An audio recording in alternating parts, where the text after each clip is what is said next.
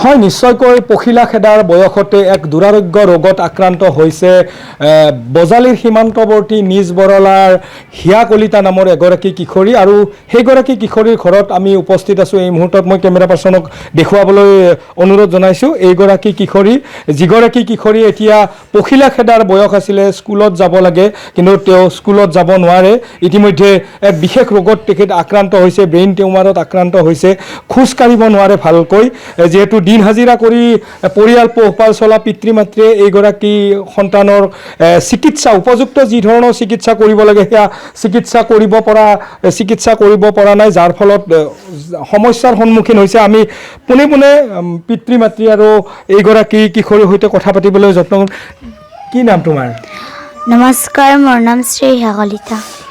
কি হৈছে কিবা গম পাইছা? মানে বুলিব নোৱাৰা হৈছে মোৰ ভৰিটি আৰু মানে স্কুলত যাব নোৱাৰো। সেইটোৱে। স্কুলত যাব মন আছে নে নাই? আছে। মন আছে? আছে। লগৰ সৈতে খেলাৰ মন আছে? আছে। ফুৰিব যাব মন আছে? আছে। কি ক'বা তেতিয়া? মা দেউতাই চিকিৎসা কৰি আছে? মা দেউতাই কৰিব পৰা নাই। কি ক'বা এতিয়া তেতিয়াহ'লে? কেনেকৈ চিকিৎসা হ'ব? এতিয়া মামাই অলপ সহায় কৰিলে ভাল হয়। মামাৰ নাম কি? মামাৰ নাম হেমন্ত বিশ্ব শৰ্মা। চিনি পোৱা নে তুমি? পাওঁ। কি ক'বা মামাক? মামা এটাই অনুৰোধ জনাইছোঁ যে মই স্কুলত যাব পৰা কৰি দিয়ক। স্কুলত যাব কৰি দিব লাগে। মামাই সহায় কৰিব লাগে। হয়, খুব ভালকৈ কথা ক'ব নোৱাৰে যদিও মামাক চিনি পায়। যিহেতু মুখ্যমন্ত্ৰীয়ে ইতিমধ্যে বিভিন্ন ৰাজ্যৰ বিভিন্ন এনেধৰণৰ দুৰাৰোগ্য ৰোগক তেওঁ চিকিৎসা কৰিছে, চিকিৎসা প্ৰদান কৰি নতুন জীৱন দিছে। এইগৰাকী কিশোৰীগৰাকী নিজে অনুৰোধ জনাইছে, মাতৃ আছে। কি ক'ব, কেতিয়াৰ পৰা কি হৈছে? প্ৰায় আজি 2 মাহ মানে হ'ল। তাই এনেকৈ নিজে খোজ কাঢ়িব নোৱাৰে, ধৰি অনা নিয়া কৰিব লাগে। স্কুলত যাব নোৱাৰে। তাই স্কুলত যাব বহুত মন তাইৰ, কিন্তু যাব পৰা নাই। আমি যাব পৰা নাই? আজি 2 মাহ মানে হ'ল স্কুলত যাব পৰা নাই, কিন্তু তাই বহুত ইচ্ছা কৰাৰ কাৰণে প্ৰায় আমি 2-3 দিনমান তাইক অনা নোৱা কৰিছোঁ স্কুলত।